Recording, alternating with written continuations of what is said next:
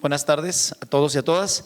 Bienvenidas a la Escuela Federal de Formación Judicial en la presentación del libro Teoría del Derecho Parlamentario de autoría del señor consejero Bernardo Batis Vázquez. Me voy a permitir leer los integrantes de este presidium. En primer término, el maestro Bernardo Batis Vázquez, consejero de la Judicatura Federal.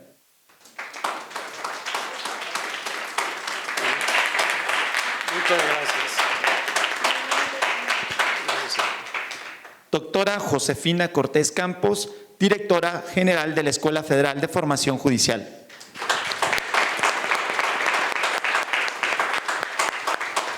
Doctora Dulce Alejandra Camacho Ortiz, titular de la Unidad de Programas Académicos de esta Escuela Judicial.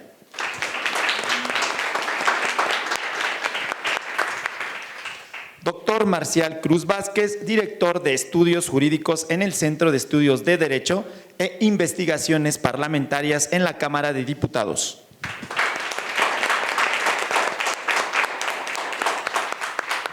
Bien, brevemente explicaré el decurso de esta presentación del libro. Cada uno de nuestros integrantes presentadores tendrán el espacio de 15 minutos para poder exponer brevemente su presentación y cerraremos con el maestro Bernardo Batis Vázquez. Doy el uso de la voz en primer término al doctor Marcial Cruz Vázquez, director de Estudios Jurídicos en el Centro de Estudios de Derecho e Investigaciones Parlamentarias en la Cámara de Diputados.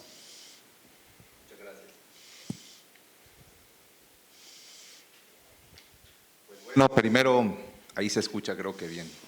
Primero agradecer la generosa invitación a la Escuela Federal de Formación Judicial para invitarnos a reflexionar, a vertir ideas al respecto del derecho parlamentario en una de las funciones trascendentales, fundamentales del Estado mexicano, que es la función jurisdiccional, en este caso en su Escuela Federal de Formación Judicial, y que precisamente en el diálogo, ahora desde nuestra perspectiva con el Poder Legislativo, pues no resta más que enriquecer la dinámica que sigue el propio Estado en la dimensión, en este caso, por ejemplo, de la creación de la ley, y felicitar la apertura de estos espacios porque nos permiten reflexiones, líneas de conclusión que desde luego abonan a la reflexión de este tema tan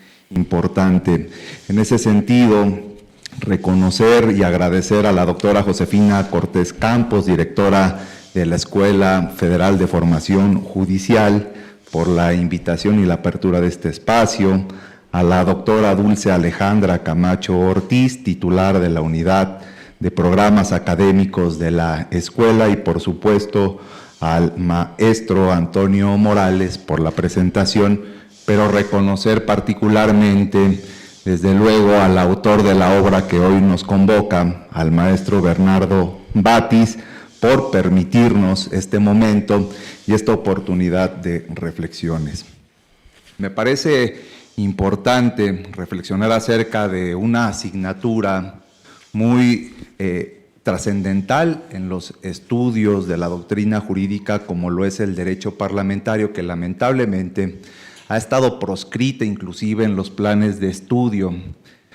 En la actualidad, inclusive en la Facultad de Derecho de la Universidad Nacional Autónoma de México, esta asignatura es optativa, ni siquiera forma parte del plan de estudios de las materias obligadas, e inclusive estuvo a punto de ser derogada del plan de estudios, cuando me parece que es una asignatura fundamental para quienes comenzamos en su momento a estudiar el derecho en las escuelas y facultades de nuestro país. Algo que me parece relevante de destacar es que el maestro Batis fue fundador de esta asignatura en la Universidad Iberoamericana, y que inclusive por mucho tiempo, en reiteradas ocasiones, el propio Congreso de la Unión, del que formó parte en su gremio administrativo, utilizó los programas y planes de estudios de la Universidad Iberoamericana para que nos formásemos precisamente en temas respecto del derecho parlamentario, la técnica legislativa, y que gracias a él se da un rescate de la materia en los planes de estudios universitarios, particularmente en la Universidad Iberoamericana. Me parece fundamental entender entonces que el derecho parlamentario exige fundamentalmente que se le dé una importancia significativa en los planes de estudio, en la formación de los jóvenes estudiantes y sobre todo que se le vea como una disciplina autónoma frente al derecho constitucional. La doctrina, sobre todo la doctrina española, ha señalado que el derecho parlamentario forma parte del derecho constitucional, circunstancia que me parece no adecuada, porque la óptica del derecho constitucional me parece que es insuficiente para apreciar la complejidad del fenómeno parlamentario, porque los principios y las características que rigen al derecho parlamentario son totalmente diversos a la materia constitucional. Entonces, que hoy tengamos un espacio en donde podamos reflexionar al respecto, pues por supuesto termina siendo positivo, porque en la materia de derecho parlamentario vemos una de las funciones fundamentales del Poder Legislativo, que es la creación de las normas que han de regir a las personas en sociedad, y qué más apropiado que esta creación fundamental sea derivada de una adecuada teoría que nos dé una guía, que nos dé pautas para poder construir de manera adecuada estos preceptos normativos. Existe una problemática respecto del vocablo de derecho parlamentario. Es en el sentido que este concepto pues no puede ser unívoco, y me parece que esta problemática es en virtud que por derecho parlamentario se pueden entender diversas circunstancias. Carlos Santiago Nino, un filósofo, jusfilósofo argentino, aborda la problemática cuando trata de definir el concepto del derecho y nos refiere que la palabra derecho es una palabra o un concepto polisémico, y me parece que lo mismo ocurre con el concepto de derecho parlamentario, porque lo mismo refiere al derecho objetivo parlamentario, es decir, las normas que rigen a todo el parlamentarismo nacional, por ejemplo, pero también hace referencia al derecho subjetivo parlamentario, es decir, cuando los parlamentarios, que son los sujetos o los integrantes del Parlamento, hacen suyo el derecho objetivo, pero también, por supuesto, hace alusión a la disciplina de estudio, a la disciplina que reflexiona, analiza el fenómeno parlamentario. Y yo considero que lo adecuado es que por el vocablo derecho parlamentario habría que entender la disciplina que estudia el fenómeno parlamentario. Habría que decir también que existe una segunda problemática respecto de las diversas disciplinas que se quieren arrogar el derecho exclusivo de estudio del fenómeno parlamentario. Entonces, los politólogos tienen injerencia en la materia, los antropólogos, los sociólogos y, en fin, cualquier diversidad dentro de las ciencias sociales, pero una posibilidad es que estudiemos el fenómeno desde la ciencia jurídica o del derecho. En este sentido, será esta disciplina la que determine a partir del contexto teórico toda la categoría y diversidad de conceptos que rigen y explican la materia, para que podamos entenderla, podamos analizarla y crear con ello también las características y los principios que van a regir al derecho parlamentario.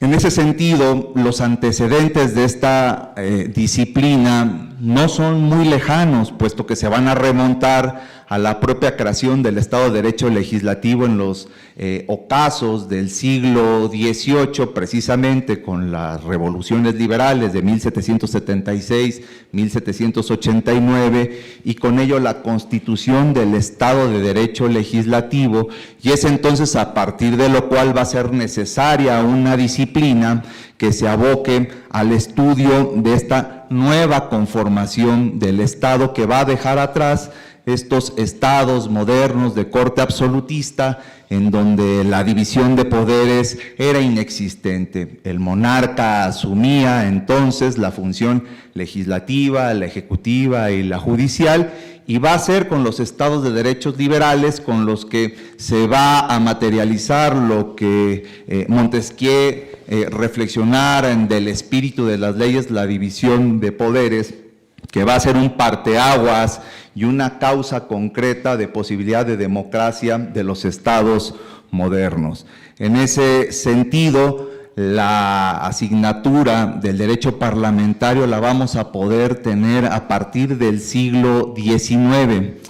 Y no es que no hayan existido autores o filósofos que hubiesen reflexionado acerca de los procesos de creación de la ley o de la ley en sí misma. Podemos tener, por ejemplo, los trabajos del propio Montesquieu en del espíritu de las leyes, o inclusive más antiguos como el libro de leyes en los diálogos de Platón, o en el propio Leviatán, lo propio que hiciera John Locke en sus diversos trabajos. Pero va a ser por ahí de 1780 un libro principalísimo que pueden ustedes encontrar en internet, de un napolitano muy importante, ilustrado, de nombre Gaetano Filangieri, quien escribiese por primera vez un tratado teórico sobre el proceso legislativo que lleva por título La ciencia de la legislación.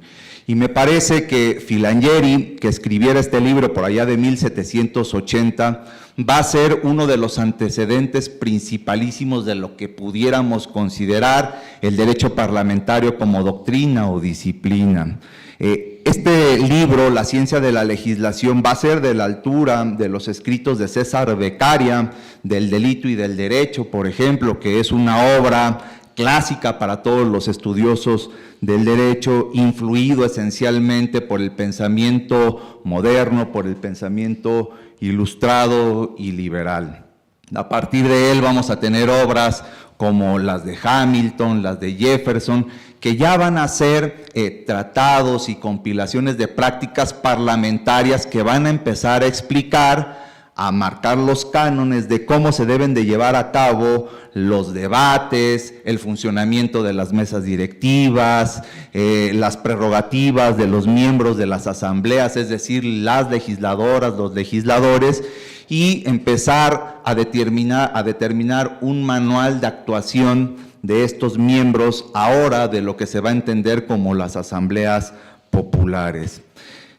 En México parece ser que el presidencialismo, que fue de la mano de la idea del partido hegemónico, impidió que el desarrollo de esta disciplina se fuera dando, porque pues, no existía debate. Se decía, por ejemplo, que las iniciativas de ley se aprobaban sin mover una sola coma, y el canon que se seguía en el Congreso mexicano, pues era el canon que se establecía desde la Presidencia de la República o la Secretaría de Gobernación, y bajo el marco y el contexto de la disciplina de partido, la mayoría aplastante del partido hegemónico pues imponía la decisión del presidente, lo cual desdibujaba desde luego esta idea de división de poderes.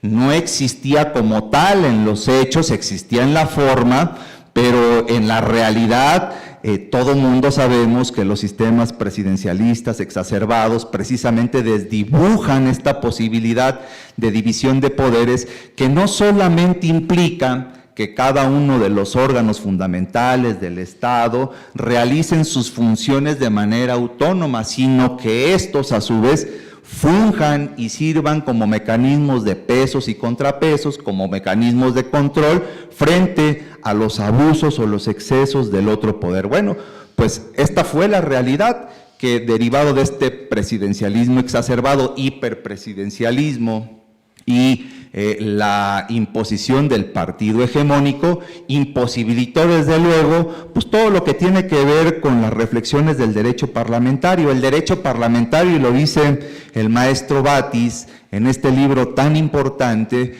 pues es y solo puede ser a partir de un régimen democrático.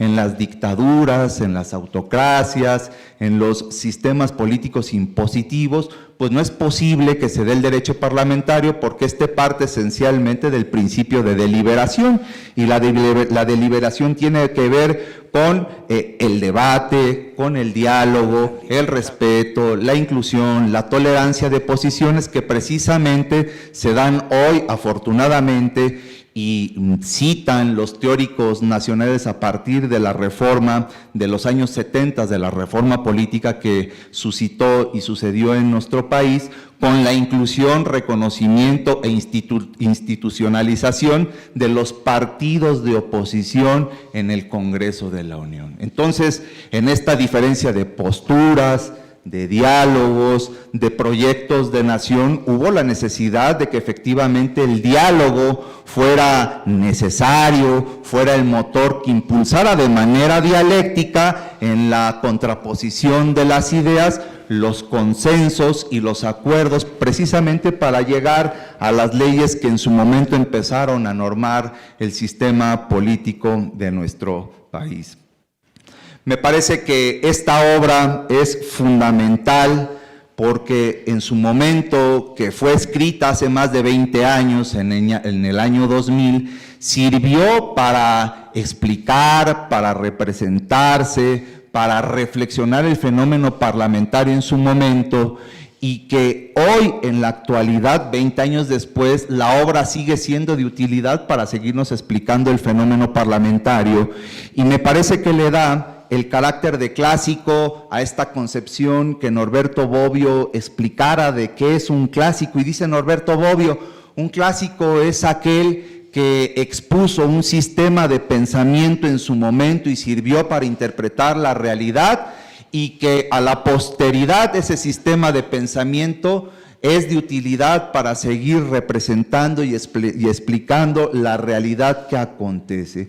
Y me parece que esta obra de teoría del derecho parlamentario del maestro Bernardo Batis se convierte en un clásico para quienes somos estudiosos del derecho parlamentario, porque nos sigue siendo de utilidad para explicar el fenómeno que acontece hoy día en la dinámica parlamentaria.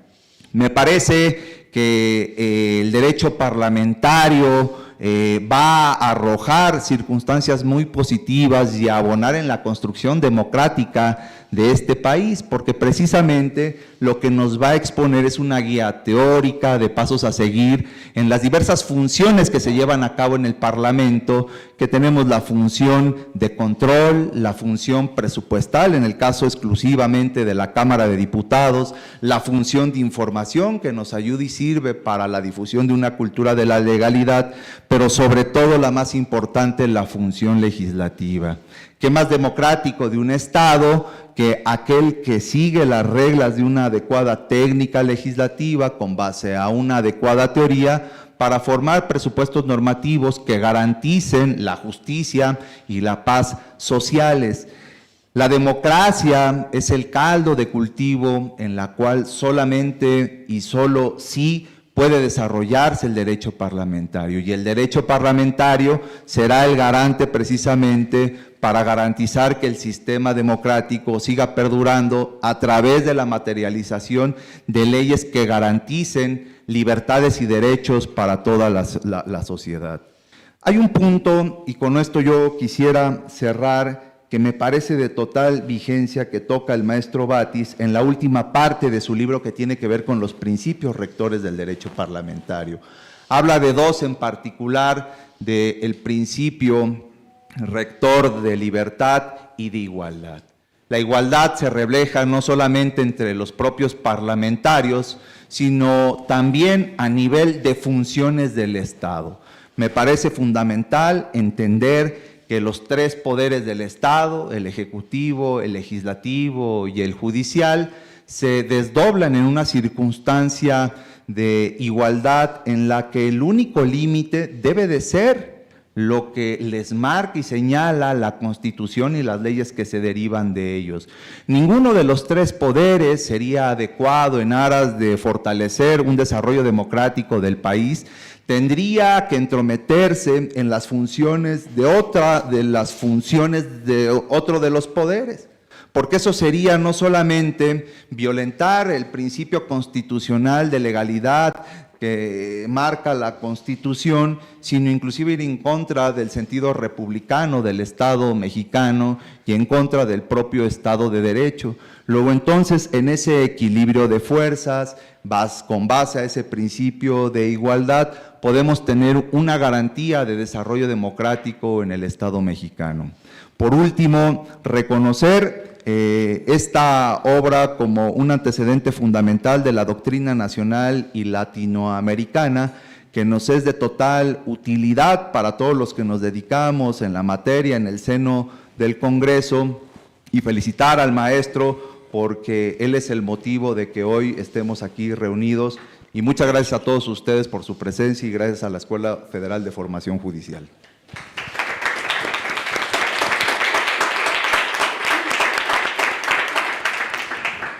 Muchas gracias, doctor Marcial Cruz Vázquez. Resulta verdaderamente significativo para todos y todas que nos indique que este texto, entendiéndolo como clásico, advierte una de las mejores particularidades de los clásicos, que se puede releer y tiene significado para el día de hoy. Entonces resulta sumamente interesante saber que esta obra, que se escribió hace más de 20 años, sigue siendo útil para todas y todos los que queremos o tenemos intereses de acercarnos a las bases fundamentalistas, diría yo, del derecho parlamentario. Muchas gracias por su intervención. Igualmente les recuerdo a todos los integrantes del día de hoy que están con nosotros acá en el Zoom que podrán preparar sus preguntas para que en la parte final de esta presentación tengan oportunidad de realizarlas. Bien, vamos a continuar con la doctora Alejandra Camacho con su intervención. Doctora, adelante. Gracias. Hola a todos, a todas, bienvenidos, bienvenidas. Para mí es un verdadero honor estar, por supuesto, con la directora, estar con el doctor, con el maestro, consejero. Es un gusto y recuerdo muy bien cómo estaba, en algún momento, como me comentaba usted, que podría ser posible esta presentación y el gusto que nos daba que llegara este momento. Entonces, creo que es algo que llena de orgullo y de gusto a la escuela recibirlo. Leer, dice Octavio Paz, es ocupación pasiva. Escribir es lo contrario. Es salir a la luz pública y, aunque el autor no lo quiera, distinguirse. Yo creo que el consejero Batis Vázquez, al escribir Teoría del Derecho Parlamentario, quiera o no, se distingue, más allá de la luz pública a la que está acostumbrado. Lo sabemos, es un hombre de la esfera pública y, sin embargo, al escribir se distingue aún más. Es, lo insisto, un gusto estar aquí para conversar y quizá como lo hacían, decía Vargas Llosa, que en la recepción del Nobel, que seguro nos hicimos humanos alrededor del fuego, conversando y contándonos historias. Quizá presentar los libros o presentar un libro es como un resabio de aquello, en el cual contamos algo para invitar al otro a leer, a leernos. Y el libro que presentamos hoy está lleno de esas pequeñas historias y está lleno de esos vistazos o de esos chispazos que presentan a su autor, y es sobre eso sobre lo que quiero hablarles. ¿Por qué presentamos un libro? ¿Para qué publicamos? He leído que en un año pueden publicarse más de 2.100.000 libros y, sin embargo, nosotros creemos que algo no se ha dicho, que ese algo vale la pena expresarse. En última instancia, un libro es producto de un interés, de una necesidad, de experiencia y pensamientos concentrados. ¿Por qué presentamos un libro? Yo creo que porque confiamos en que la voz, esta voz que hacemos, estas historias que nos contamos, atraigan a ustedes al papel, al negro sobre blanco, quizás simplemente para tratar de evitar el terrible destino de que, como decía este autor Héctor Abad, el olvido que seremos. Quizá publicamos, quizá escribimos para echar para adelante el olvido que nos está persiguiendo, que nos persigue a todos y todas y que ataca, o por lo menos eso queremos creer, con menor tesón al papel, a los libros. Yo creo que es así, porque en el caso del maestro y el libro es cierto, ha recibido bien los años, se puede leer y continúa contándonos y haciéndonos pensar en qué es el parlamentarismo y por qué no lo aprendimos tan bien en la escuela como quizá pudimos o debimos haberlo aprendido. Queremos invitarles a la ocupación, pero a la ocupación no pasiva de dialogar con el maestro Batis Vázquez, con el consejero, con sus ideas y con su experiencia. Teoría del derecho parlamentario es un texto desde el que habla una práctica política de muchos años. El autor se nos revela en sus distintas facetas. Dice ahí al inicio su semblanza, es un excursionista interesado en paisajes y costumbres. El autor conoce y quiere que exploremos algunos de los paisajes de un ámbito del derecho poco explorado, que aparece a muchos no iniciados como una fábrica oculta, ¿no? Yo me acuerdo que alguien decía, es que lo que pasa en el Parlamento, en la Cámara, es como una fábrica de salchichas, ¿no? Algo que nadie sabe exactamente qué está pasando ahí adentro. Y creo que gracias al libro lo que uno ve es no solo lo que podría pasar, lo que debe pasar, y desde una perspectiva no voluntarista, es decir, no es solo voluntades, no es solo política, es derecho, es normas actuando y es un gran proyecto común.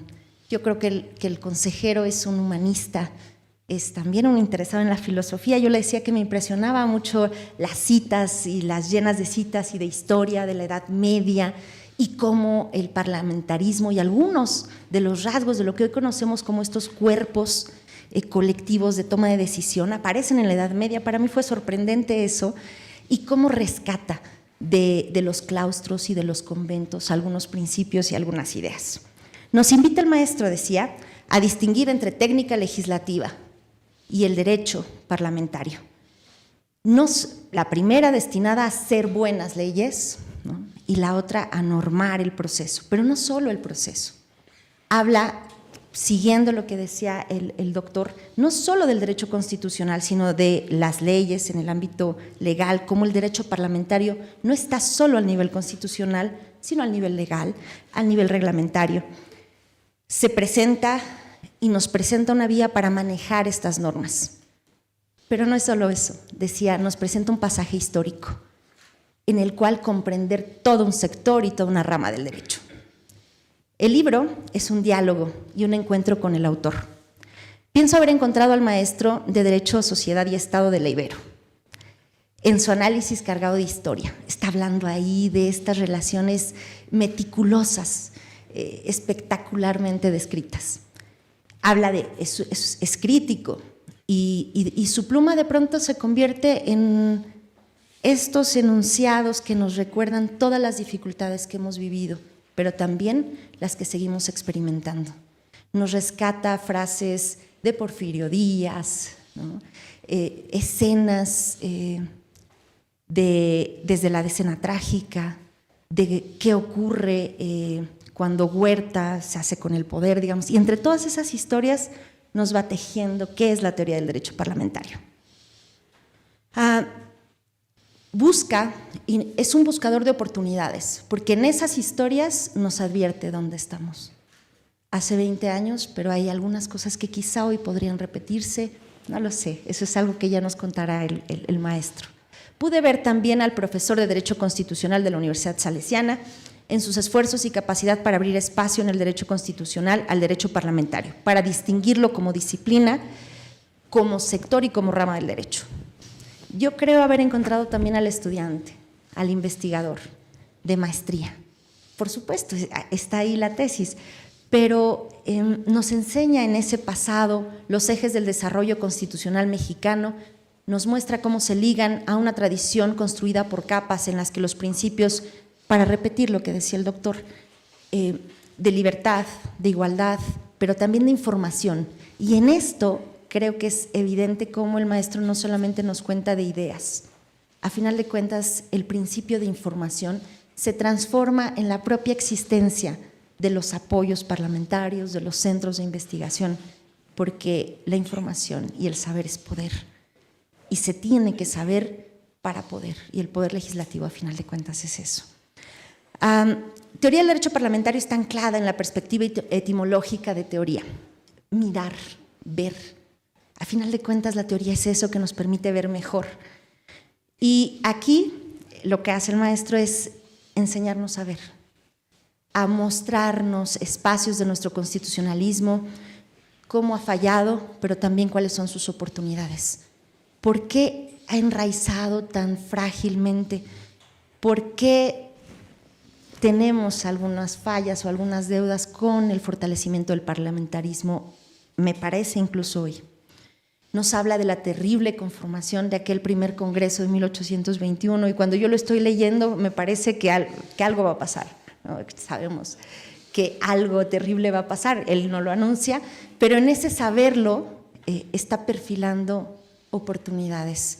De verdad no estábamos hechos para el Parlamento, de verdad nos falta práctica, decía ahí en alguna cita de un autor, nos falta práctica, tenemos todavía que aprender cómo ser eso, dialogantes, integrantes de un parlamento, deliberantes. ¿Hasta qué punto podrían hoy explicar las ideas del maestro de hace 20 años muchos fenómenos actuales? Esa es una pregunta, decía yo, que queda para nuestro autor. El autor prevé con visión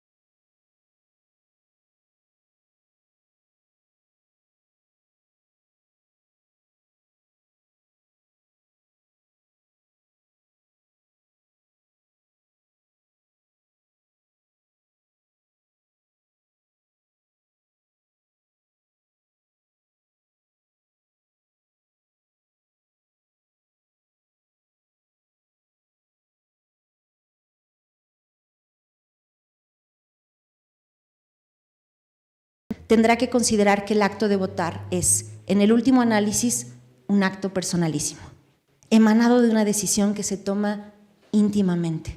Aun cuando para hacerlo se hayan escuchado opiniones y argumentos previos, tendrá, por tanto, que decidir conforme a la última instancia y máxima autoridad, que es su propia conciencia. Y en esto el autor es consistente.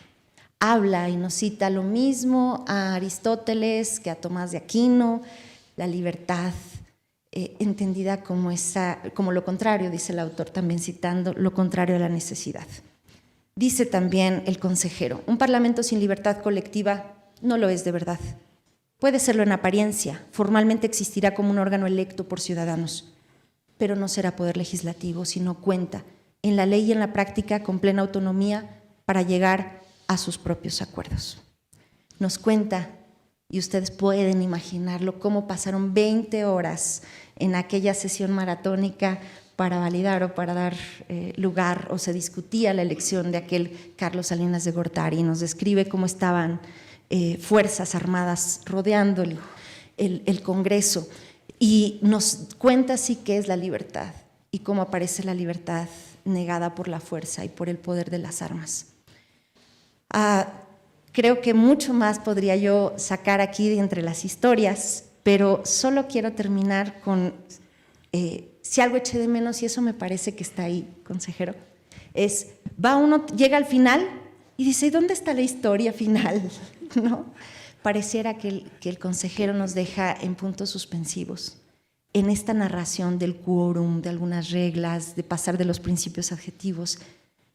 Parece que nos está avisando que la historia todavía no se ha escrito, parece que quizá ese libro todavía está esperando esos últimos párrafos, esas últimas narraciones de un autor que viene y se presenta para nosotros como consejero cargando una historia amplia, profunda, intensa de política y de luz pública. Para mí ha sido un gran gusto leerlo y, por supuesto, espero que ustedes compartan conmigo este gusto también. Muchas gracias. Muchas gracias. Ya te lo... Muchas gracias a la doctora Dulce Alejandra Camacho por tu intervención, y de verdad resulta sumamente, ya yo, apasionante la forma en la que describes estas distintas formas en las que te acercaste al texto y pudiste, diría yo, descifrar las distintas vertientes del señor consejero al escribirlo. Y qué bueno que también nos dices que no es una obra que pareciera totalmente acabada y que viene más, ¿no? Porque esto seguramente impulsará al señor consejero a un segundo tomo. No es cierto, no es cierto. Voy a dar ahora el uso de la voz a la doctora Josefina Cortés Campos, directora general de la Escuela Judicial. Doctora.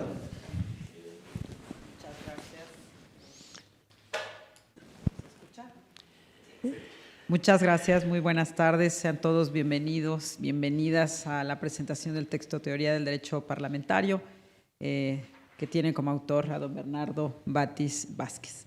Permítanme compartirles que, y es un poco igual que Ale, bueno, lo primero que diré es que después de estas dos presentaciones, ya que le queda uno, consejero, y luego todavía falta la de usted, pero bueno, me arriesgaré a compartir con ustedes que si algo disfruto de las presentaciones de los libros, es, sí, de acuerdo a lo que nos dicen las palabras vertidas en un texto, pero disfruto mucho más lo que se va dibujando del autor del texto a lo largo de una presentación. En ese sentido, para mí, de verdad es un placer abrir las puertas de la Escuela Federal de Formación Judicial, que siempre permanecen abiertas, pero ahora lo digo en sentido muy activo, porque lo que yo conocí y he podido constatar en casi 11 meses en la Escuela Federal de Formación Judicial, es algo que me parece que debo compartir de la forma siguiente. Desde luego, hablar de don Bernardo Batis Vázquez podría llevarnos a recorrer importantes tramos de la historia, importantes encrucijadas, la historia incluso del Congreso de este país, y seguramente el hombre público nos daría ya per se un suficiente, diría yo, instrumental como para poner en la historia en un digno lugar a don Bernardo. Sin embargo, yo conozco a don Bernardo, recién llegué al Consejo de la Judicatura Federal, fue el primer consejero que visité directamente en su oficina, la primera vez, ¿no? Yo recién llegué y decía, me voy a reunir con un consejero, y luego es don Bernardo. Y lo único que encontré en 1 hora y media de charla, cuando yo iba preparada a los 3 minutos que el consejero me va a proporcionar tal vez, encontré empatía, encontré escucha atenta, encontré amplia visión desde la experiencia, no solamente en lo profesional, sino también en lo personal. Eso que solamente dan los años y solamente da el haber vivido cada día de tu vida teniendo claro el papel que quieres en la historia de tu país. Y eso yo podría reflejárselos en una genuina preocupación de don Bernardo Batis, cuando me reuní con él para contarle varias cosas de la escuela y los planes y hacia dónde queríamos ir y qué queríamos formar. Y él sutilmente, y además con toda inteligencia, sin decirlo así, pero lo que me estaba diciendo es, esperemos un momento y vamos un pasito atrás.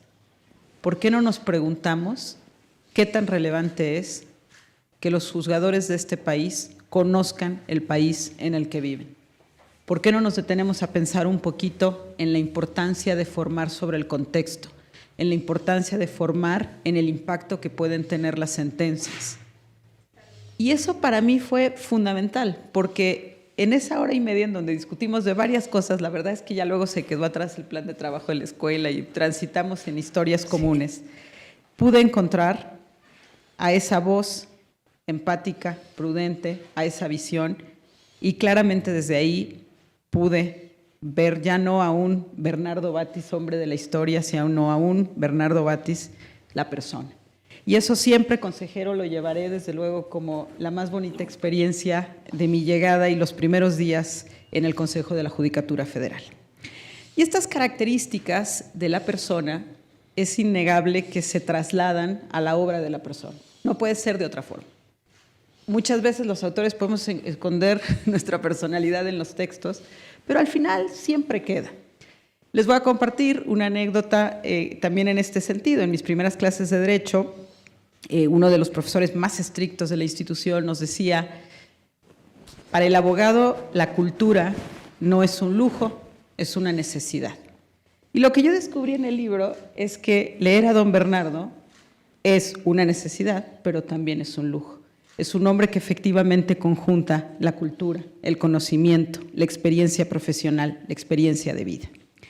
Refiriéndome ahora a la obra, ya lo han dicho mis compañeros de mesa, hay un objetivo central que es justamente lograr delimitar en el ordenamiento jurídico mexicano un espacio reservado, especializado al derecho parlamentario.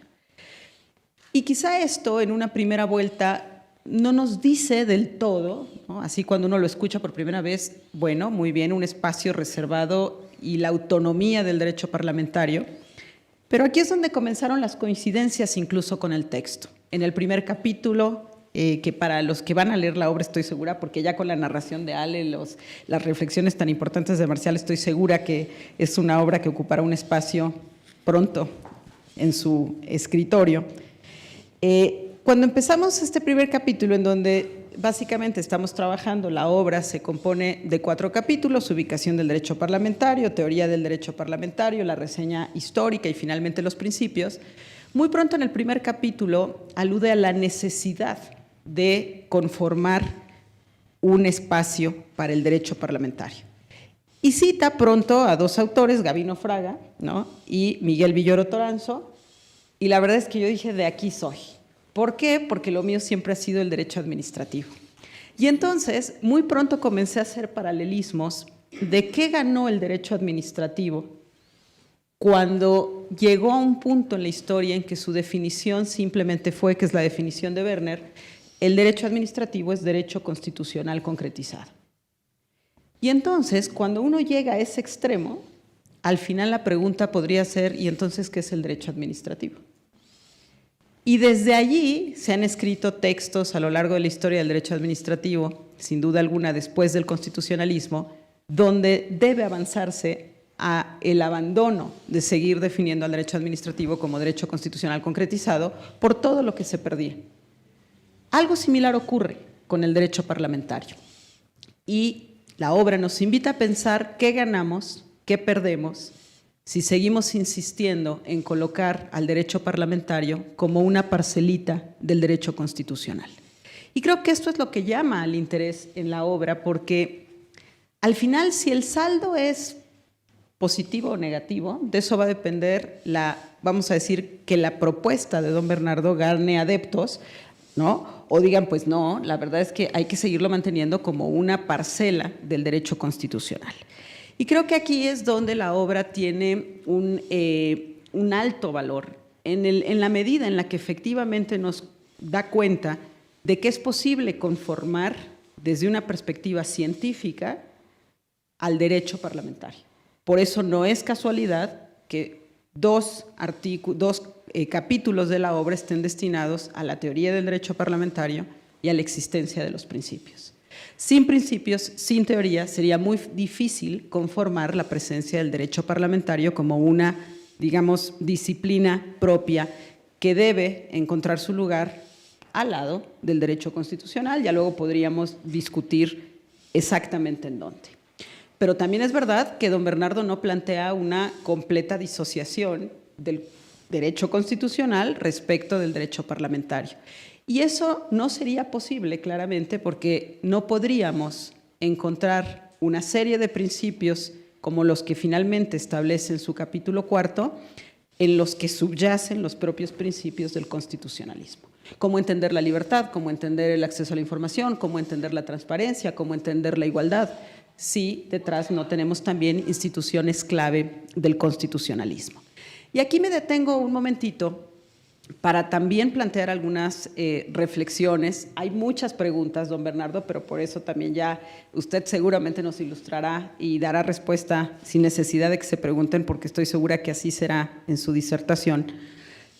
Pero quizá sí me gustaría compartir con el auditorio, la audiencia que nos acompaña esta tarde, una de las ventajas de encontrar a un derecho parlamentario y seguir construyendo a esta disciplina, a este segmento del derecho, porque esto tiene que ver con la propia viabilidad del Estado democrático. Y lo voy a plantear en estos términos. Y por eso, cuando leía yo, ya saben que las presentaciones, por eso les digo, luego me voy a lo anecdótico, perdón, pero es que hay cosas que vienen al caso, ¿no? Cuando leía yo la introducción y vi justamente que este Centro de Investigación de la Cámara de Diputados es quien lleva a su hombro la tarea de darle vida nuevamente a este texto, me recordó justamente los años en donde pues, participé también en fundaciones, pero no de la Cámara de Diputados, de la Cámara de Senadores, que son centros de investigación, ¿no? Entonces, al final eso es realmente una de las áreas de trabajo también relevantes en Cámara de Diputados, Cámara de Senadores, porque podemos encontrar espacios de pensamiento, espacios de reflexión, no necesariamente el apuro de la confección legislativa. Y tener a esta obra en nuestras manos da cuenta justamente de que dentro del Congreso, en la Cámara de Diputados, tenemos un espacio de reflexión, un espacio puesto para la investigación. Y es interesante ver que desde este espacio está resurgiendo un texto que hoy puede darnos claves de entendimiento del Estado democrático, del principio de representación popular. Y justo les pongo en la mesa que precisamente años atrás, estando en estas fundaciones, pues se daban las preguntas siguientes, ¿no? ¿Podremos aplicar una ley de responsabilidades administrativas a rajatabla al interior del Congreso? Porque claro, si nosotros razonamos en la lógica del artículo 108 constitucional, no cabe duda que los legisladores son servidores públicos. Y si son servidores públicos, pues entonces podríamos aplicar, sin lugar a dudas, un régimen de responsabilidades administrativas. Quizá para alguien despistado pasaría por alto que hay un diseño institucional del Congreso que imposibilita aplicar a rajatabla una ley de responsabilidades tal y como se aplica, por ejemplo, en la administración pública. ¿Qué quiere decir esto? Que es indispensable reconocer el diseño institucional, la conformación orgánica del Congreso, de las cámaras, para poder después hacer justamente un análisis de viabilidad de la aplicación de un régimen de responsabilidades al interior del Congreso. Esto es, si no tuviéramos las herramientas clave de entendimiento de ese diseño institucional, del mandato del propio Congreso, pensaríamos, voy a ponerles el ejemplo más claro. Un régimen de responsabilidades generalmente tiene en la base una visión del órgano público con integración jerárquica, en donde el superior instruye al inferior. Esa ordenación jerárquica no tiene lugar necesariamente en el Congreso. Entonces, ¿cómo construimos un régimen de responsabilidad que pueda aplicarse a órganos que tienden más a la colegiación? A órganos que son en realidad órganos que se da entre pares, una lógica de trabajo, ¿no? Entonces, el pensar en la existencia del derecho parlamentario, en categorías, en esta revisión que diría yo, don Bernardo plantea atinadamente en varias dimensiones, dimensión adjetiva, dimensión sustantiva, dimensión institucional, dimensión orgánica, competencial, en realidad nos está regalando la posibilidad de encontrar principios, conceptos, órganos propios del derecho parlamentario, para desde ahí reflexionar a propósito de otras categorías, a propósito de otros principios que vienen del constitucionalismo. Desde esa perspectiva es una obra que ofrece esa posibilidad y que a partir de su entendimiento podríamos nosotros seguir construyendo justamente y dialogando desde el constitucionalismo contemporáneo para seguir abonando al entendimiento del derecho parlamentario. Siempre, ya les digo, recurro a las anécdotas, les puedo compartir que la obra de don Bernardo incluso me quita un miedo. ¿Por qué me quita un miedo? Porque realmente siempre las clases que doy con mucha mayor comodidad y me encantan son las de Derecho Administrativo. pero pues en 23 años de ser profe, de repente a uno lo cambian de clases, ¿no? Y me ha tocado dar clases de constitucional también, entonces no pasa nada, está bien.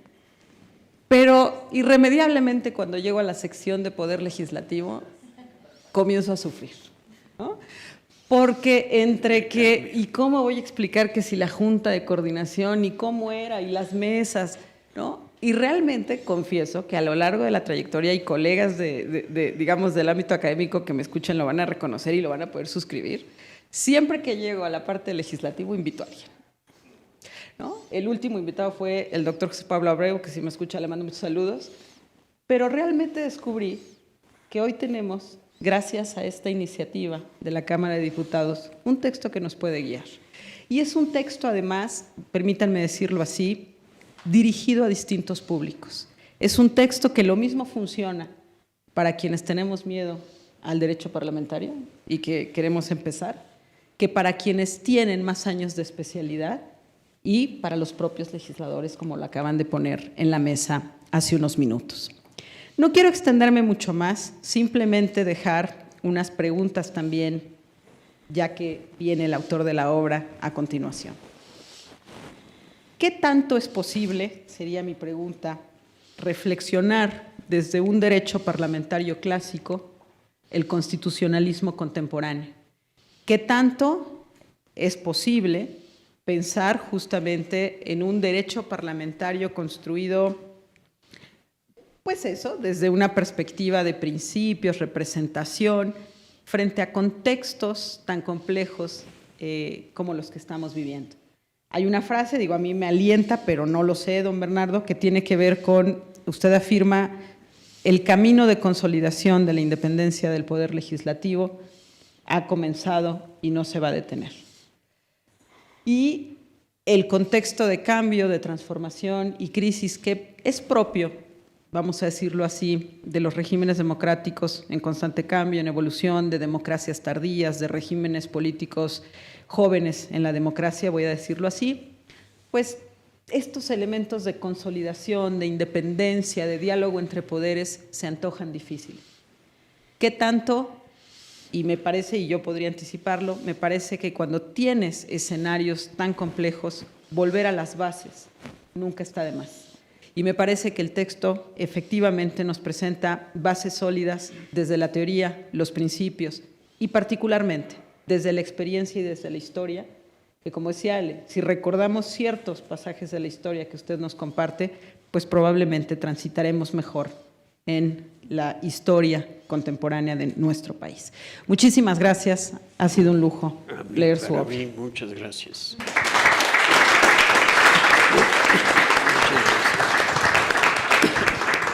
Agradecemos la intervención de la doctora Josefina Cortés y también se agradece que, como bien lo mencionó, doctora, en una presentación del libro, por supuesto, nos dediquemos en un gran tiempo, un gran espacio a hablar del autor del libro. Y entonces resultó verdaderamente significativo el que nos expresaras estas experiencias en esta escuela judicial y cómo se presenta frente a ti el autor de la obra. Y también es muy significativo lo que nos comentas de que es un texto que no está solo dirigido a expertos en la materia, sino me parece que por las bases elementales, como tú comentaste, nos da visión y la percepción de que puede ser consultado por cualquier persona interesada que quiera acercarse por primera vez al derecho parlamentario o por el técnico, por el especialista que quiera profundizar sobre su especialización en este mismo tema. Entonces, realmente sigue siendo muy significativa la obra del maestro. Bien, pues ahora sí, vamos a escuchar al maestro Bernardo Batis Vázquez, consejero de la Judicatura Federal y autor del texto Teoría del Derecho Parlamentario. Señor consejero, bienvenido a la Escuela Judicial. Muchas gracias por estar con nosotros. No, Adelante. gracias a usted y a ustedes. La verdad es que yo creo en la providencia y han sucedido una serie de hechos que han revivido un libro que estaba, para mí, la verdad, olvidado, porque en este torbellino de la vida política de los últimos años en la que yo he participado, pues ya había quedado atrás tanto el libro como el momento en que lo escribí. Y entonces, de pronto, en la Cámara de Diputados, el doctor Cruz Vázquez, Marcial, muchas gracias, otros colegas de la Cámara de Diputados que no son legisladores, pero que están en esa parte tan importante que yo no había percibido cómo ha crecido y cómo se ha consolidado, y ahora lo estamos observando. Encuentran el libro, se interesan y después de 20 años lo reeditan. Y de que se reeditó, que no es hace muchos meses, casi acaba de salir, ya lo he presentado ya, esta es la 5ª vez, y una vez en La Habana, en Cuba, hace 15 días, que hice un viaje ocasional, pero con un grupo que se llama Pueblo a Pueblo, donde llevamos a escuelas cubanas útiles de escolares, lápices, cosas que allá se vuelven objetos de lujo porque Cuba está agobiada por el embargo norteamericano. Entonces, de vez en cuando vamos a un país muy hermoso, de gente excelente que quiere mucho a los mexicanos, y les llevamos medicinas, papel, útiles escolares principalmente. Vamos con una maletita pequeña para un par de guayaberas y una grande con las cosas que llevamos. Y entonces hay una fundación que se llama Dr. Martin Luther King, que es la que recibe y distribuye, excepto a las escuelas, lo que es de medicina. Y ahí supieron de mi libro porque ya se había reeditado, si no, no se hubieran enterado, y me dijeron, oiga, preséntelo aquí. Y llevamos muy pocos ejemplares. La verdad es que no hay muchos. Aquí la Cámara de Diputados tiene ahora una gran responsabilidad porque se está presentando en tantos lados, queda en las bibliotecas, pero si alguien lo quiere tener, no hay muchos. Y lo presenté en Cuba. Y fui a una visita de trabajo a Michoacán, y algún magistrado, que además es maestro de la Universidad de Nicolaita, organizó una presentación, y estuve en Nuevo León y en la Universidad Autónoma de Nuevo León, en el Colegio Civil. Casi inesperadamente me dijeron, vamos a presentarlo, y lo presenté. Entonces, y bueno, aquí en esta escuela federal, ¿cómo se llama? Escuela Federal de Formación Judicial.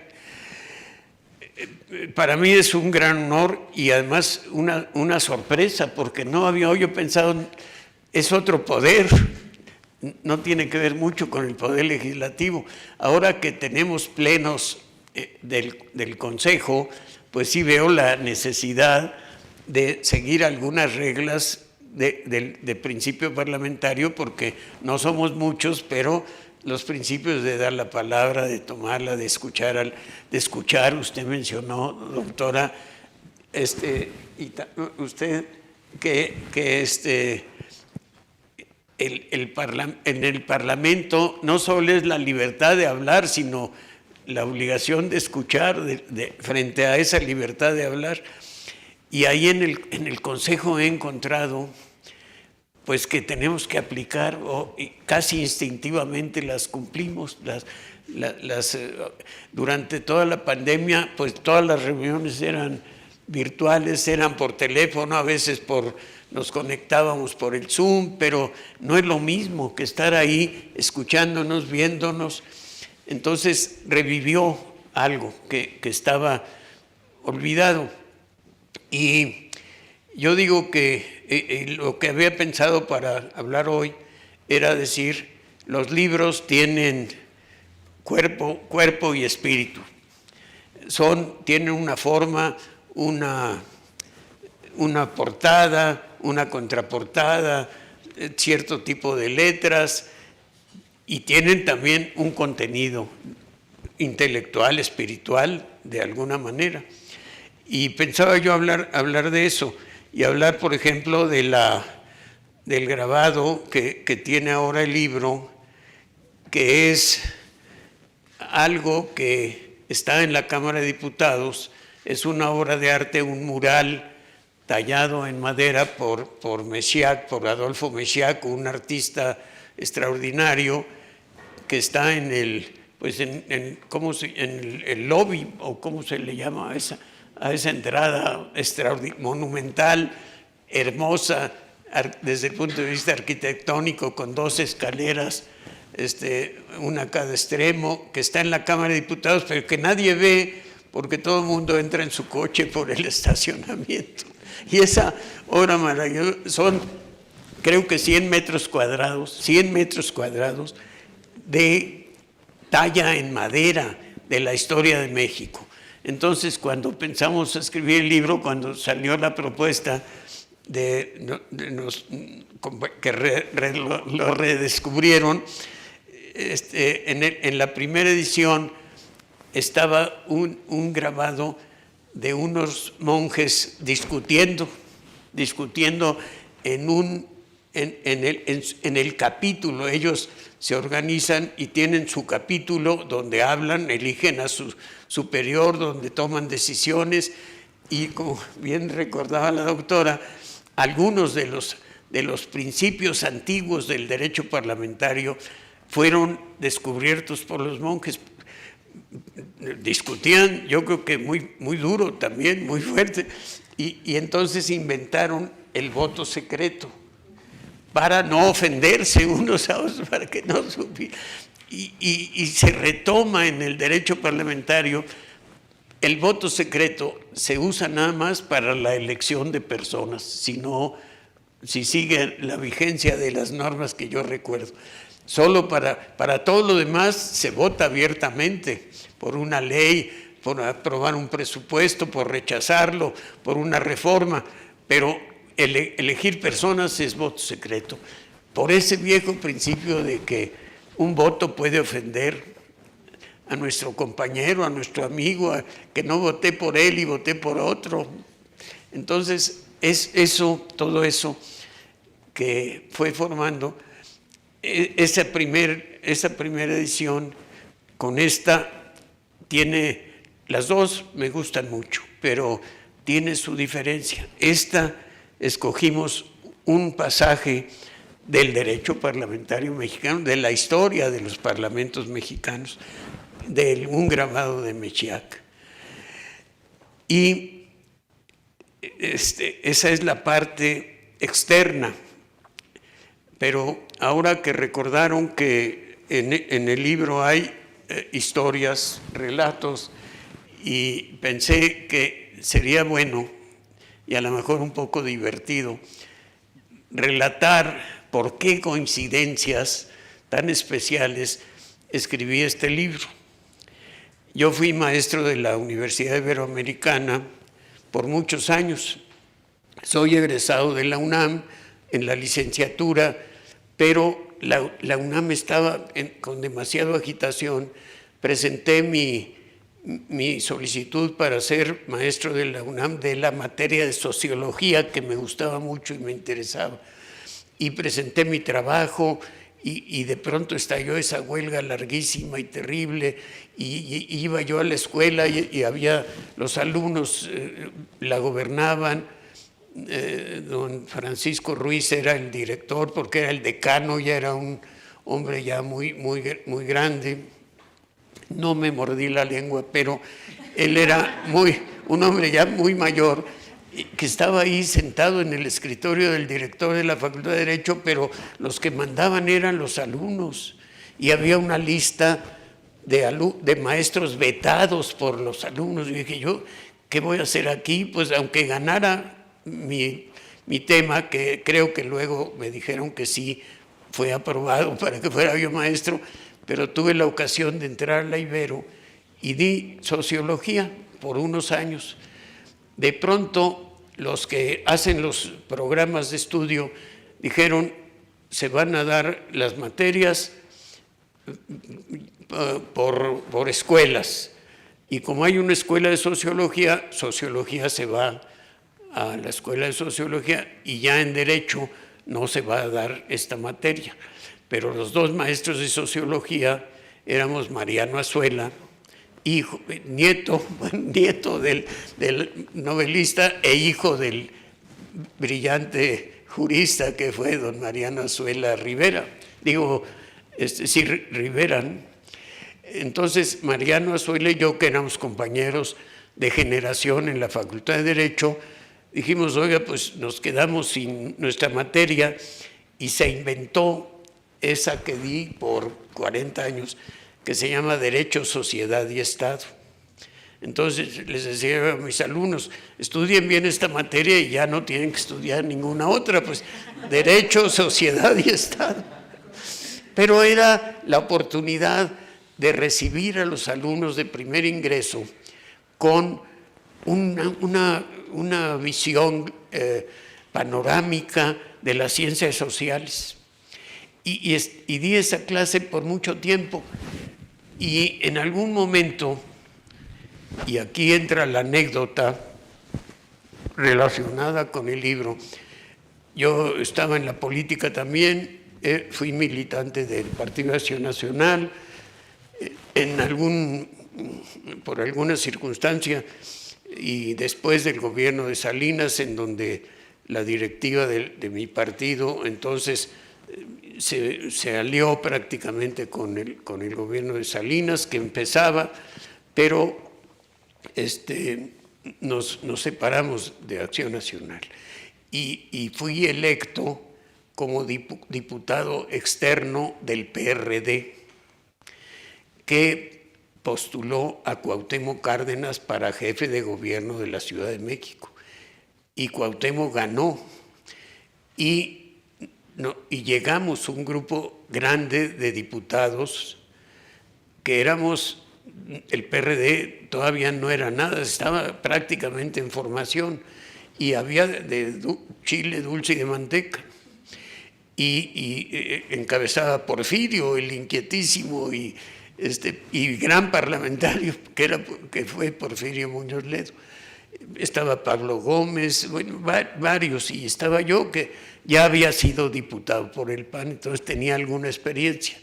Y no hallaban dónde ponerme, porque las comisiones políticas pues las querían para ellos, y yo, como quiera que fuera, era un advenedizo, venía del PAN, y me dieron el Instituto de Investigaciones Legislativas, que era una pequeña oficina con una biblioteca modesta y con unos cuantos de equipo administrativo.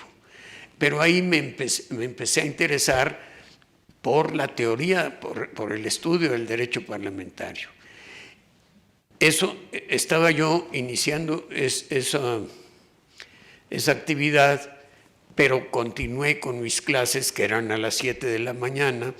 El Congreso nunca es tan madrugador, me daba tiempo de ir de Santa Fe a la Cámara de Diputados muy tranquilamente, y pasar a veces a mi despacho a ver si había alguna correspondencia, o a ver qué pasaba, o si habían revisado el boletín. Y un día me dice, llegó esta carta para usted.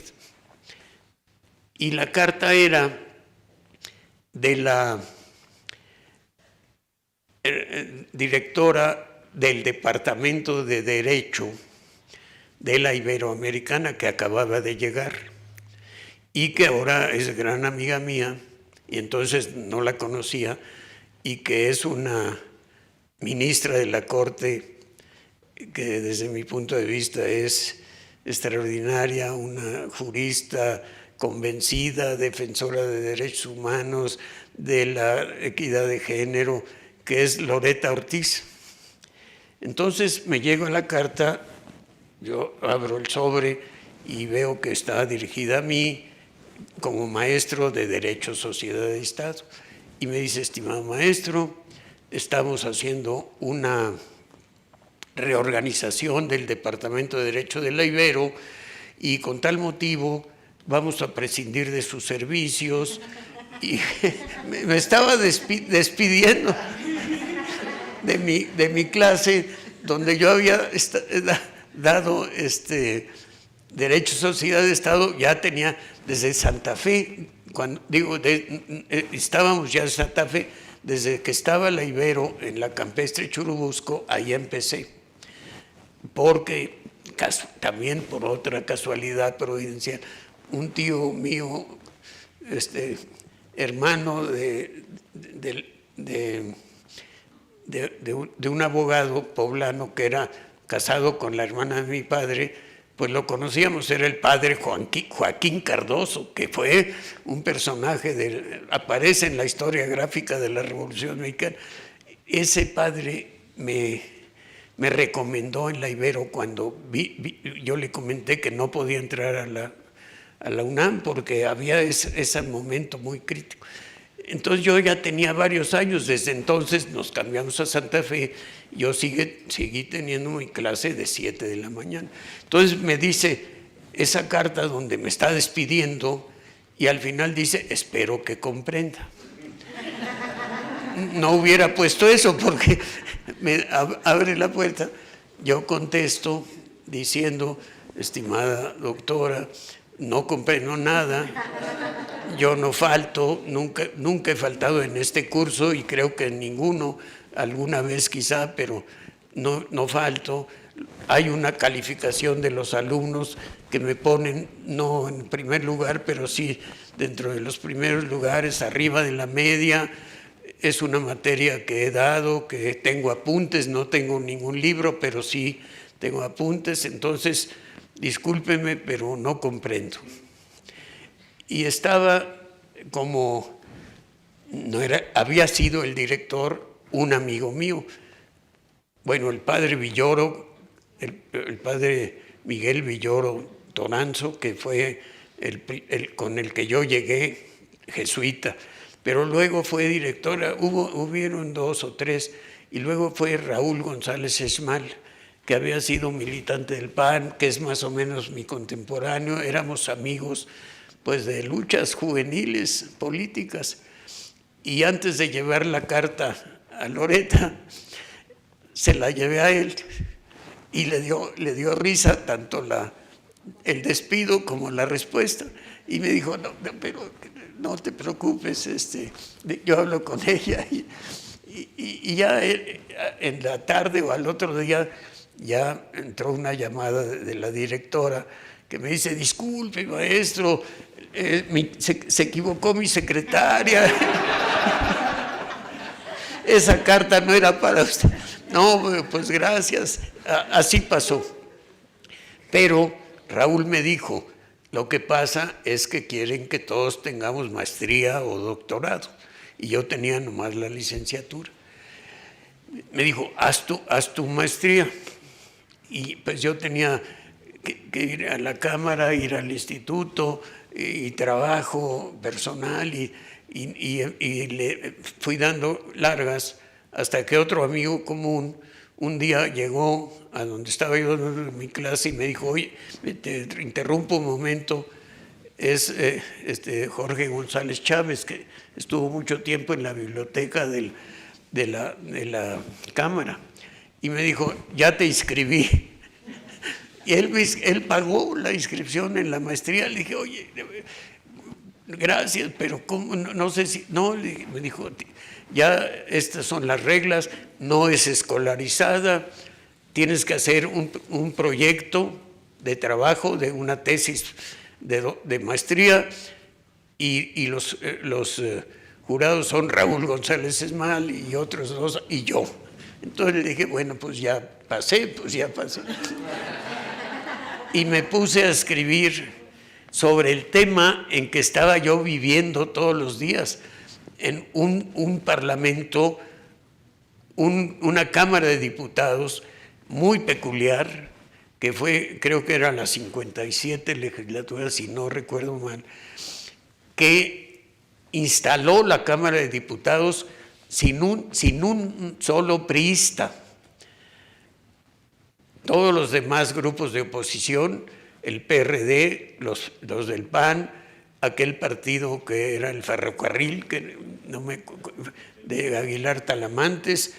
Eran 3 o 4 partidos de oposición y entre todos éramos más de la mitad. Entonces, coincidencias de la vida, Píndaro Uriostegui era el presidente de la comisión instaladora, la Cámara que se va, la legislatura que se va, tiene que entregarle a la nueva legislatura y nombra una comisión instaladora que convoca a la primera sesión, entrega, preside la elección de los funcionarios de la nueva legislatura. Píndaro se enferma muy gravemente y había sido también compañero mío de prepa y no puede y lo suple un perredista, que ahorita no recuerdo su nombre, pero está en la historia, porque él convoca. Píndaro no había querido convocar. Convoca el vicepresidente que lo suple a Píndaro, convoca, nos ponemos de acuerdo toda la oposición, y vamos, está apagada el salón de sesiones, está apagado, las puertas cerradas, vamos, eran 500 diputados, pues éramos más de 250 nosotros, exigimos que se abran las puertas, que se prendan las luces, que se prendan los micrófonos y elegimos a Porfirio que presida, nos entrega a la comisión instaladora e instalamos la Cámara de Diputados solo con diputados de oposición. Es un hecho histórico. Luego llegaron 2 o 3, uno de ellos sigue vigente en la política, es Ricardo Anaya, o ¿cómo se llama? Bueno, Santiago Krill, por supuesto. Estaba Santiago Krill, que era el coordinador del PAN, pero de los priistas, el que es ahora de Morena, Ricardo Monreal, Ricardo Monreal, que era muy joven, llega, y otro diputado veracruzano. Son los 2 únicos que llegan, pues rompiendo las reglas de su partido que había instruido que no fueran. Y ellos llegan y ven que ya estamos instalados y los invitamos a que se incorporen, a que pasen lista, y ellos se sientan también ahí, ya quedó instalado. A la siguiente sesión, pues ya tuvieron que ir los priistas, porque si no hubiéramos empezado a aprobar leyes. Bueno, esa es la anécdota. Las dos coincidieron. Mi participación en esa legislatura tan importante, mi presencia en el Instituto de Investigaciones Legislativas, donde no tenía yo responsabilidades realmente directas en una comisión, sino en el estudio y el análisis. Y ya pues pude escribir mi tesis, que es este libro, y esa es la historia, el relato anecdótico de cómo lo escribí. Ya han hablado de él, yo no lo he vuelto a leer desde entonces. Se publicó entonces, les decía, la Ibero lo premió, y el premio consistía en mandar a hacer una edición de la tesis, es decir, premió mi tesis. La consideró digna de publicarse y Oxford, la editorial Oxford la publicó. Escogí yo ese grabado antiguo de los frailes debatiendo en una especie de congreso con curules y salió.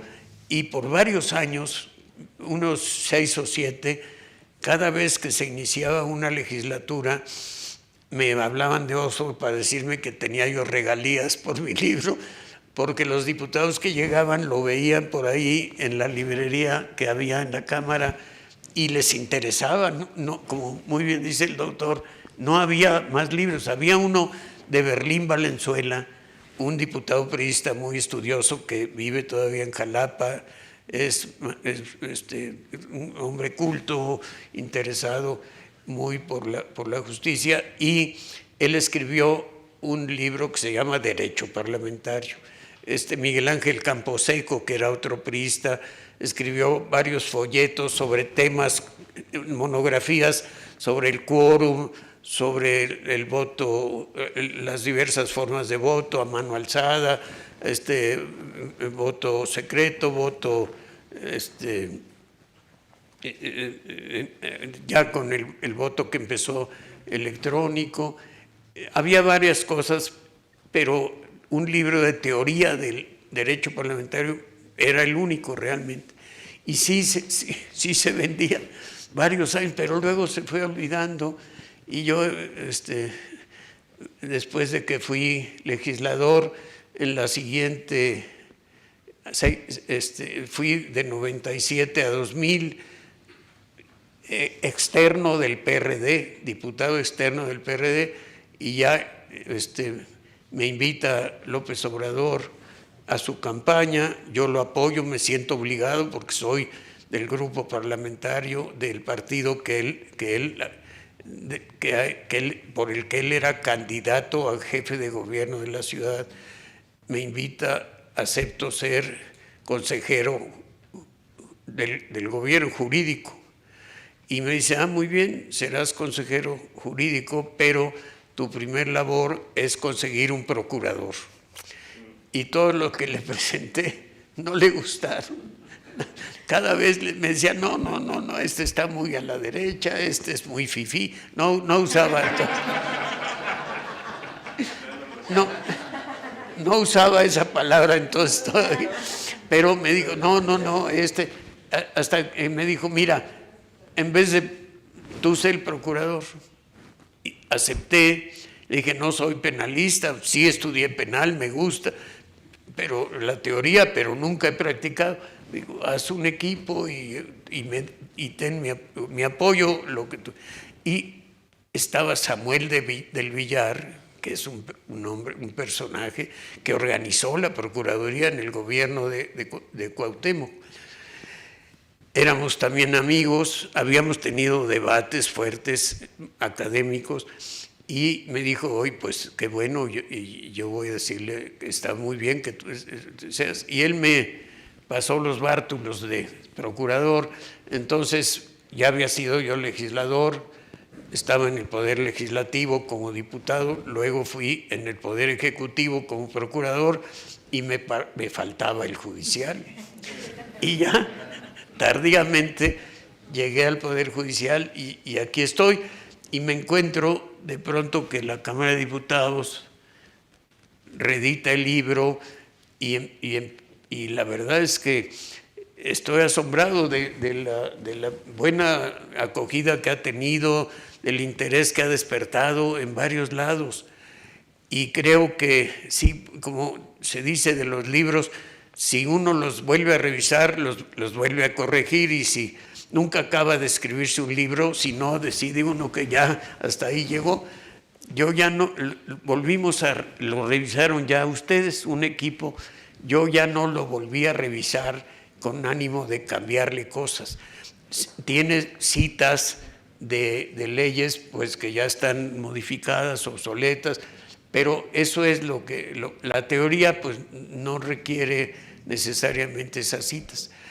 ¿Qué quise yo decir con este libro? Primero, efectivamente, rescatar una materia que está en el derecho constitucional, porque ahí están los tres poderes representantes de la soberanía popular, pero luego en las leyes secundarias el derecho administrativo pues tiene toda una batería de leyes administrativas y una teoría del derecho administrativo de mucho tiempo ya, y el Poder Judicial no se diga, procesal, y todas las materias sustantivas del derecho pues tienen que ver con el Poder Judicial, pero el Poder mismo Judicial tiene su reglamentación y su derecho, básicamente los procesales, civil y penal, y también hay un procesal administrativo, y el Poder Legislativo no tenía ninguna rama.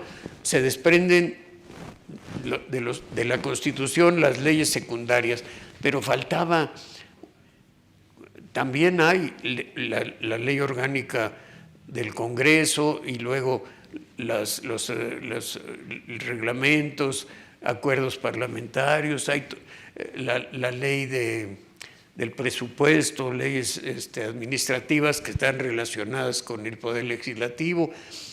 El maestro Tena Ramírez tiene un capítulo muy interesante en su libro de Constitucional que habla de las relaciones entre poderes. Dije, no, pues aquí falta algo. Y tenía yo que escribir una tesis y pues la escribí de eso que estaba viendo yo que faltaba. Sabía, pues por historia, por haber tenido buenos maestros que lo sabía, lo sigue habiendo en la Facultad de Derecho, y pues así salió este libro. Me da mucho gusto que se interesen, no hay para todos, pero estará en la biblioteca de esta escuela. También descubrí, porque yo no conocía, la solidez, el tamaño, la cantidad de trabajo y de actividades académicas que hace la escuela. Yo ya tenía yo un tiempo en el Poder Judicial, pero nos tocó la época terrible de la pandemia, ni había venido aquí casi, no había alguna vez alguna cosa breve, pero ahora descubro que es toda una universidad sólida, con maestros, con programas. Lo que le propuse a la doctora es que estudien los jueces, los secretarios de estudio y cuenta, los que están haciendo una carrera tan dura, tan difícil, tan exigente para formar parte del Poder Judicial. Digo, que estudien las leyes, el derecho sustantivo, el derecho adjetivo, y le decía, y también que vean el contexto en el que se va a aplicar la ley, en el contexto en el que se van a aplicar las sentencias que ellos dicten, lo que está pasando en el país, donde estén. Si les toca, hoy fue a verme un magistrado que quiere irse a Campeche, porque ganó ya, bueno, era juez y ya ganó, y dice, yo quiero ir allá. Le dije, bueno, pues vaya estudiando. No, dice, pues yo soy de por allá, y sí sé del mundo donde quiero ir, y he tenido ocasión de hablar con muchos jueces y magistrados y juezas y magistradas, y sus inquietudes y sus intereses y el esfuerzo que hacen. Una carrera judicial es rigurosa, exigente, sacrificada. Entonces, pues estoy muy a gusto tratando de hacer algo en bien del Poder Judicial, de explicar al mundo que no lo entiende lo que es el Consejo de la Judicatura, que no somos revisores de las sentencias ni tenemos que ver con lo que dictan los jueces, y también casi desde decir es que hay dos poderes, el federal y los poderes locales, son distintos. No nos atribuyan al poder federal lo que hacen los poderes locales. Todo eso ha costado muchísimo trabajo, pero dentro de eso, y haciendo un esfuerzo para que haya diálogo, para que haya entendimiento de lo que es el poder y el papel del Consejo de la Judicatura, que es básicamente administrador de todo un aparato, 50,000 personas, órganos jurisdiccionales de todos los niveles, los centros de justicia, el nuevo derecho, el derecho laboral nuevo que se está implementando, la parte del manejo del patrimonio tan grande que tiene el poder, que maneja el capítulo 1000, la cantidad de personas a las que hay que ver que su sueldo esté puntual cada quincena. No somos jueces, pero eso mucha gente, y un amigo mío en especial, no lo acaban de entender, pero cuesta mucho trabajo. pero hay que decirlo, y yo donde voy, estuve en Michoacán en una visita oficial el día que estalló el paro y hablé con los servidores públicos del Poder Judicial de Michoacán afuera, en la calle, en un toldo, y luego ya nos dejaron entrar para allá con los magistrados y jueces. Entramos, me acompañó Héctor Ramos, que me apoya en todas estas aventuras, y les dije, bueno, contesten, yo he mandado mensajes, pero no basta mi voz, expliquen. Lo he propuesto en el Consejo, pero no ha habido una explicación clara de lo que está pasando, ni con los fideicomisos, ni con el gran presupuesto, que sí es muy grande, del Poder Judicial Federal, que no todo lo maneja el Consejo. Una parte, ya me salí del tema del libro, perdón, pero sí creo que también era importante comentar algo de eso. Sí ha habido ya un pequeño cambio en la crítica, pero por alguna cosa vuelve a aparecer. Yo creo que tenemos que ser muy claros, decirlo donde podamos, decir cuál es la función. Sí es un poder que tiene un nivel de ingresos más alto que el resto de los servidores públicos, pero no mucho más de algunos sectores, no mucho más, pero sí por arriba. Pues todo eso hay que hablarlo, airearlo, conversar. No escribiré otro libro sobre eso, pero sí explicarlo.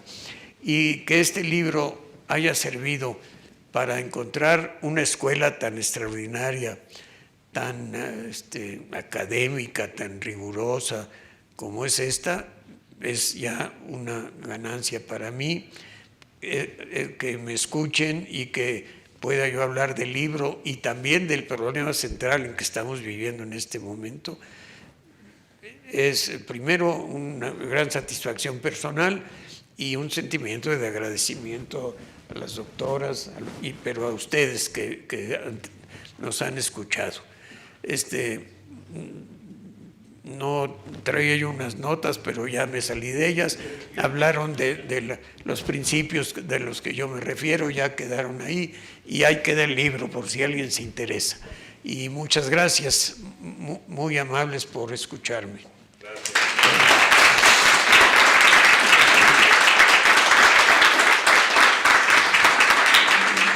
Creo que hay preguntas. Muchas gracias, consejero maestro Bernardo Batis Vázquez. Bien, ya como siempre nos come el tiempo, ya no va a haber oportunidad para preguntas.